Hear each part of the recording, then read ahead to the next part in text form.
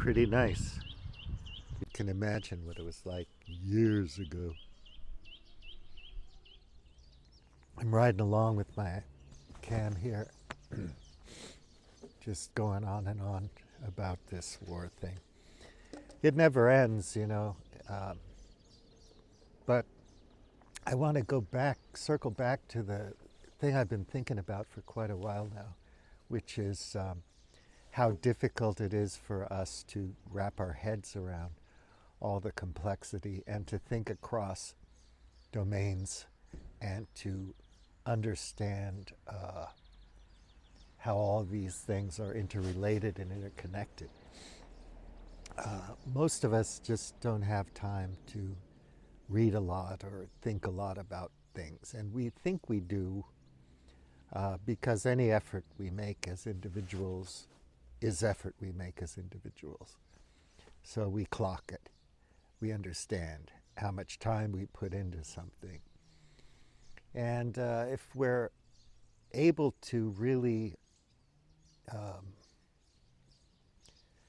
analyze our own behavior and thinking patterns and whatnot, we might be able to say, I really don't know much about anything, but I know about these things. And, we could analyze why we care about this, that, the other thing. And we could be honest with ourselves. And maybe then we could be a wee bit more compassionate and considerate and empathetic towards people who are different from ourselves. Bom dia. Friend here has a beautiful dog. Looks like a poodle, but it's a Portuguese dog. I forgot the name of the breed, but such a beautiful dog. So it looks like a big poodle, right?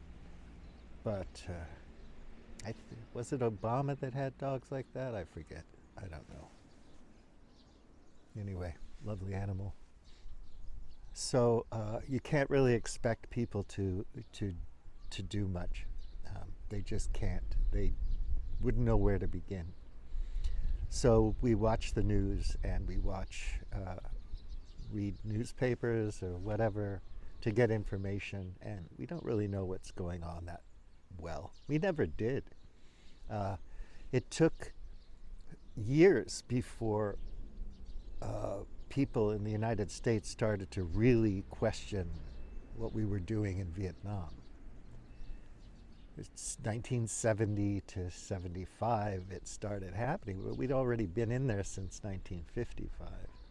And a lot of the people that signed up and went over in the early years of the Vietnam War were simple patriots. They just thought that they were doing the right thing. And so,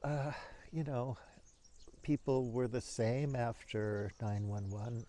Who wouldn't want to go hunt down the people responsible for flying airplanes into the Twin Towers?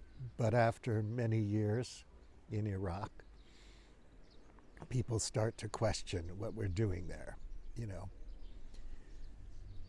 And it takes time to filter through, and for most people it never does. I mean, you can't ask certain people to think about why the Korean War happened or the Vietnam War happened or why East Timor happened or why any of these things happened.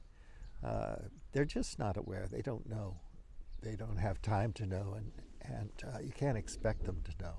So you have to kind of understand that, and that leaves you with this sinking feeling in your heart and your stomach that this time it's going to be a lot worse because of the circumstances we find ourselves in, what people in the Overshoot collapse and limits to growth community call the predicament. The only thing I could hope for is that we can mitigate the horror of the predicament. I keep saying that over and over again, but I guess you just have to keep repeating it. Maybe somebody will sympathize with my feelings here and think about it. I think a lot of people do, but you know, I get no feedback, so I don't know what anyone thinks about what I'm saying or talking about. And I don't promote this, so, you know, it's like I'm a coward. But I wonder about people and what they're thinking about this stuff and how they go to certain outlets and so on to get. I follow, you know, like geopolitical economy report and things like that. And yeah, I get some decent information there. And I like to follow people that give me references to their information, their sources, and so on. Obviously, if you're a journalist and you have sources that you want to keep anonymous, that's ethical, but there's a lot of things in the public domain. You can just say, I'm getting my information from what the US Navy says or whatever. And people who, you know, I like to follow people where I can be introduced to new journalists and writers and investigators and experts, so that I can deepen my knowledge in a certain field of interest. So it's one of those things. You either want to do that or you don't, because it does require energy and focus and effort. I'm not saying I'm doing any heavy lifting or hard work, because I enjoy it. But you know, if you spend time reading a book, that's time you're spending reading a book and not doing something else, like playing a computer game or something. So that's my choice, that's what I do, but you can't expect everybody to do what you do. Being frustrated by people's lack of interest in a thing, or outrage, you know. Some people I follow, they consider themselves allies of the resistance, however you want to define that. And that's because they sympathize with the resistance and so on. And then they kind of get an inflated idea that means they're doing something about it. It doesn't hurt to educate people, but you're really talking to a small audience. You're preaching to the choir. And I'm more vexed and concerned about how you would go into the neighborhood and talk to normal people who don't have time to read about these things and say, wouldn't you like to talk about this a bit, because I think it concerns us. And you could maybe, if you have a relationship with somebody, you could explain how it concerns us. And then you could maybe decide to do something together to resist actively within your orbit, your community. So, I don't know. It's so sad to think about, but it's such a cliche too. It's going to have to get a lot worse for people before it gets a lot worse for people. You know, you have this idea that, well, it's going to get so bad that people are going to do something about it, and then it's going to get better. Well, how bad does it have to get? So if things are pretty damn good right now, why would you want them to get bad? I just don't understand that. I would rather prevent the thing deteriorating to a point where everybody's suffering, to the point where they have to do something about it. And there's a revolution, and Curtis Yarvin goes hiding in a hole somewhere. It's like his worst nightmare. And the guillotines come out and blah, blah, blah. You know, I'm reading a book now called Blood in the Machine, which is about the Luddites in in England back in the day, and the neo-Luddites and people concerned about machine intelligence and AI and that kind of thing. It's pretty interesting because it starts with a historical perspective and works its way up to today. But do we really want the guillotines to come out? You know, I mean, I don't really particularly want that. But then sometimes I think that our leaders are so dogmatic, narrow-minded, bigoted, and stupid that you have to get rid of them somehow. I mean, I'm definitely not into like killing everybody, but does it have to come down to that? You know, there was that film Civil War about the states balkanizing. I actually think that's going to happen. Do we really want that? I mean, that's the thing that bugs me. I just wish and hope and try to get my head around some way that people could rise up and prevent this. So performatively, you're excited because you voted. And so I voted for Harris, so I'm good. I tried. But those damn, you know, whatever. The other side won because they cheated. You know, you scapegoat, you look for super villains and so on. But there's more to it than that. Obviously, this thing of ours is working pretty well for a lot of people in the North, in the global North, in the West. What Indy calls the white empire. He doesn't mean Caucasian. I've been writing a book for years now, so it's not his idea, called Black and White, and I'm trying to make that into a TV series, but it has to do with these factions. Not to give anything away, but you know, people are trying to preserve things, and people who are accelerationists and trying to control things. And there's this global kind of war between these factions, but it's not that simple. Anyway. So yeah, the white empire, you know, the global North, people are doing pretty damn good, so, you know, who cares about that? We need the minerals from Africa. We need the oil from Venezuela. We need all that anyway. Or we can't maintain the Pax Americana, which would be a horrible thing. Or because God wouldn't like it or something. So people have to continually suffer and be crushed. And then I wonder sometimes, are people really looking in their own backyard? Because Europe seems to be deteriorating. And it's sad, because I love Europe. And the United States as well, you know, one of my favorite periods of history. My personal history was when I lived in San Francisco. I love that city.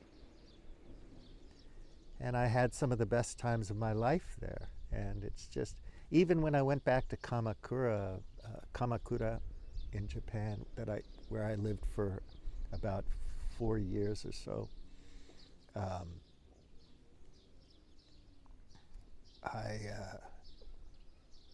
I was sad because it's falling apart. I used to love Ueno Koen in Tokyo, and you go back and there's tent cities there.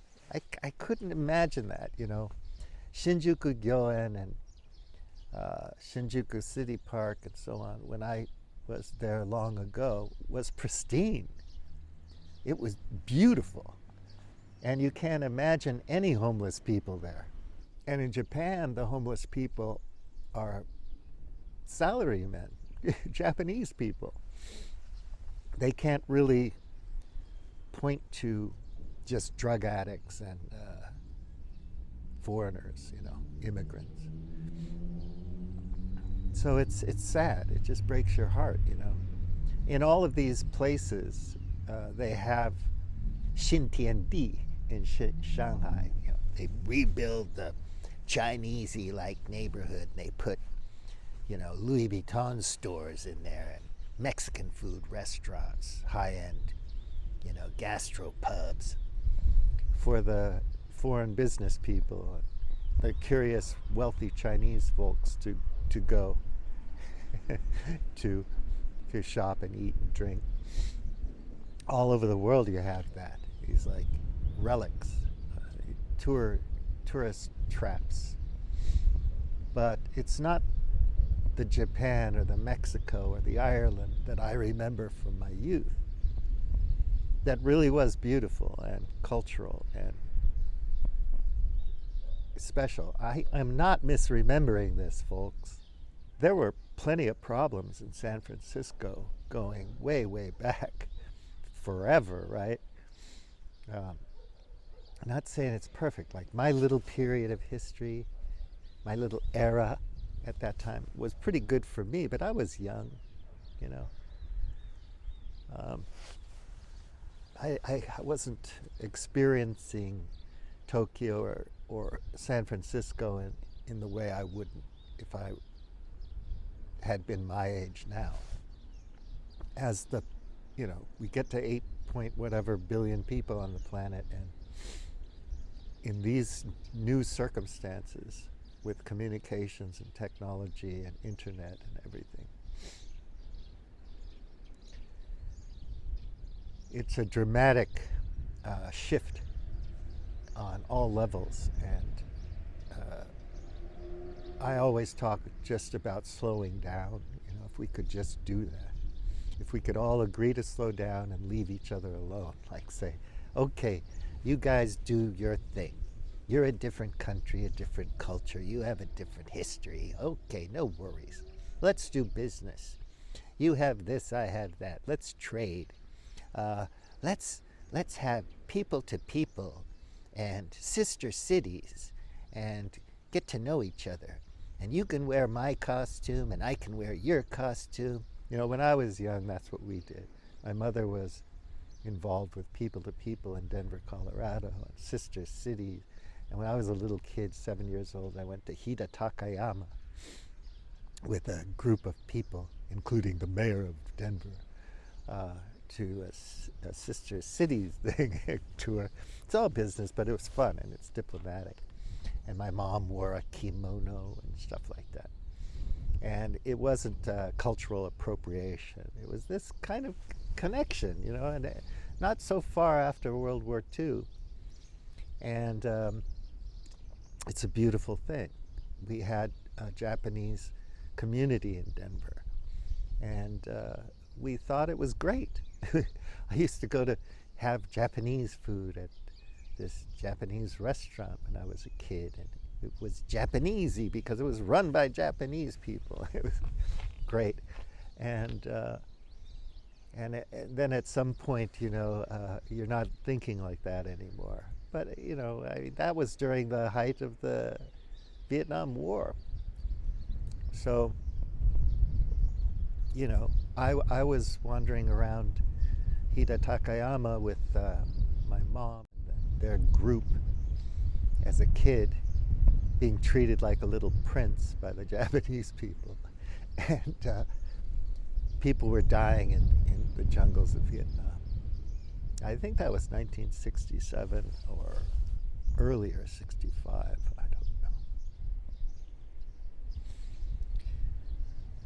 But I just don't know why these assholes don't want to just be diplomatic. But I do know, and I talk about that all the time with my friends and whoever watches my video, the two or three people.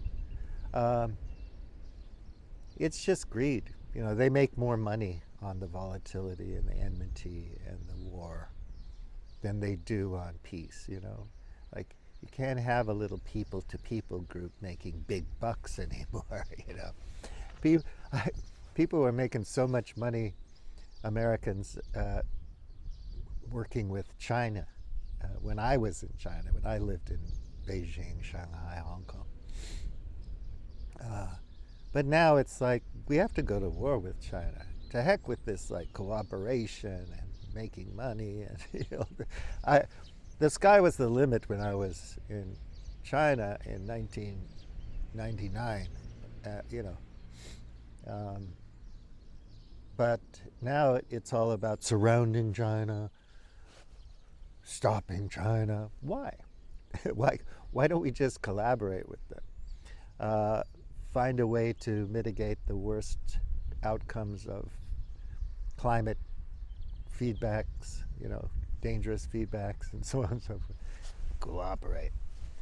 Build better computer chips or whatever the heck, just work together. No, it has to be this rapacious, rivalrous competition, winners and losers, 0 to 1, monopoly capitalism. Wow, really? And how are people doing in the States with this? I really wonder, because I talk to my friends and I ask them, is it really going south in the States, or is this just nonsense media stuff? Watch ABC News and it all looks like it's falling apart. America's strong. But friends say, yeah, it's pretty rough. My friends my age who are retiring, and maybe they don't have a home, they're single now, and they're renting an apartment, and it's $2,000 a month, and then they have their insurances and everything, and they're just wondering how long their Social Security or whatever their retirement plans are going to last. Not everyone's filthy rich who is a baby boomer. We're not all just rich, spoiled assholes. A lot of people my age are struggling and working hard and wondering how many more years they have left. And I think about it every day. Am I going to be around in 5 or 10 years? I don't know. And while I'm concerned about that, I'm just thinking about all of my relatives, and I'm going to meet with my brother-in-law next week and his kids, and I'm just looking at them like, oh my God, I'm not going to say anything. I don't want to spoil their vacation, but I worry about them. And I have friends my age who have children, younger children, because they got remarried and had more kids and so on. And I just wonder, it's like I sometimes think they think that all they need is to make more money and everything will be okay for the kids. But I don't mean to be a downer, but I wonder, maybe there's more you have to do this time than just like make sure they get a college education. Whew. Anyway, why should I care? I mean, it's their business. And I think about it, it's like, well, you enjoy having your kids. It's a nice family life, day by day. It's good. So, yeah, if it all blows up and the cattle cars pull up to your front door and you all get carted off to a mass grave somewhere, it's like, well, it's been a good run.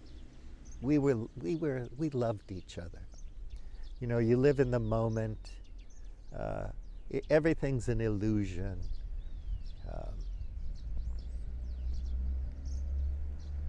Present mind. That's one of my email addresses, present mind. And, live in the moment, be healthy, eat plenty of fiber, that kind of thing. And so it's all good. I could get hit by a car riding home after making this video. This could be the last thing I say to anybody. It's a fact, it could be. But, so why not just enjoy the moment making a video? Who cares about all this stuff or whatever? William T., you like talking about overshoot, collapse, and limits to growth. So enjoy it while you can, brother. enjoy, even if only 2 people watch the video and think you're a total idiot. It's okay. You're having a good time. So it's like that. And I understand that, but I think I've rambled on enough. Sorry about that. When I do this, I kind of can imagine talking to somebody. Yesterday I had Mexican food with some friends in town, and we talked about everything. We were on a kind of an urban hike and talking about this stuff. I talk to people face to face about whatever, but I got in the habit of making these videos. So I kind of feel like I'm talking to somebody, talking to you. And, you know, the truth is, if anybody wanted to talk to me, they could. But there are so many attractive, exciting people to follow. And you follow people who have a lot of followers and stuff. That's just the way it works. If I wouldn't want to promote myself. The whole audience capture thing and everything worries me. But not that I'm gonna ever have that problem, but I've never been that concerned about getting attention. I think because I got plenty of attention growing up, and I had enough attention after a while. You don't care. Like people say, you obviously you want attention, or you wouldn't write things and make videos. No, it's not that. I just enjoy doing it. And if, like I've heard many other people say, if I'm interested in something, it helps if I write about it, because I do some research, I reminisce, I go back to some reading that I've done before, I do some new reading, I vet sources, and I learn about it. It's fun. At that moment, it's not that I'm going to become an expert and erudite and give lectures and classes on whatever. It's just that for that moment, I'm learning about something, and it's fun. I enjoy it. It's good for me, and so on. But I don't, like I said earlier at the beginning of the video, I don't expect people to live like that or do that. So I'm not judgmental. I'm just concerned and sad that we're going to have to suffer through this damn thing. And I can't stand thinking about schools getting bombed in Tehran. Just because you don't like Muslims or the Islamic Revolution, what's it to you? Really. And I've been to Cuba twice, and I just don't understand why we need to blockade Cuba. I just don't get it. It doesn't make any sense to me. But anyway, I'm done. Sorry about that. Take good care. Have a nice weekend. William T. out.